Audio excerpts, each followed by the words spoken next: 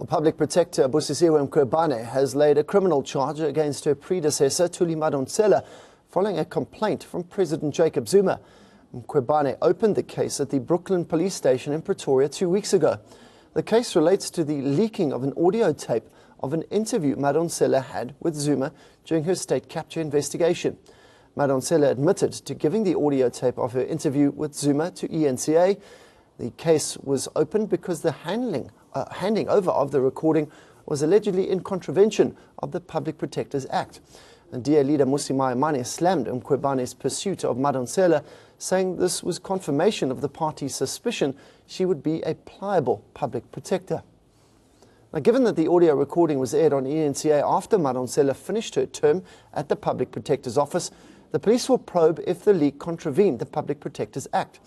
The Act clearly states that, notwithstanding anything to the contrary contained in any law, no person shall disclose to any other person the contents of any documents in the possession of a member of the Office of the Public Protector, or the record of any evidence given before the Public Protector, the Deputy Public Protector, or a person contemplated in subsection 3B during an investigation, unless the Public Protector determines otherwise, unquote.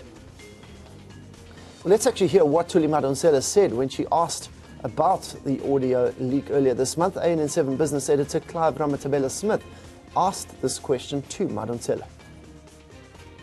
As a public protector, I made a decision that my interview with the president must be made public. Not as evidence of whether or not the state capture, as evidence that I did give the president a chance to answer me. You will recall that by the 14th of October, the president had already told the nation that he is taking me on application for an interdict because I had not given him due process.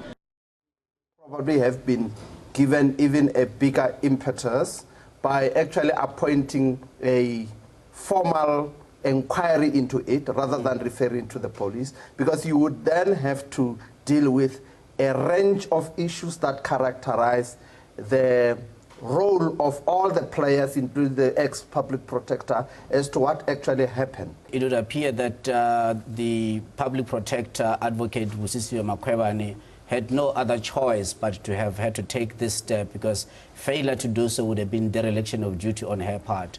It is common cause that the president has formally complained to the public protector about the release of that material, or rather the leak of that material. And it would appear right now that indeed it was a leak and not a release, because there hasn't been any record of decision anywhere to say indeed what were the circumstances that led to the so-called release.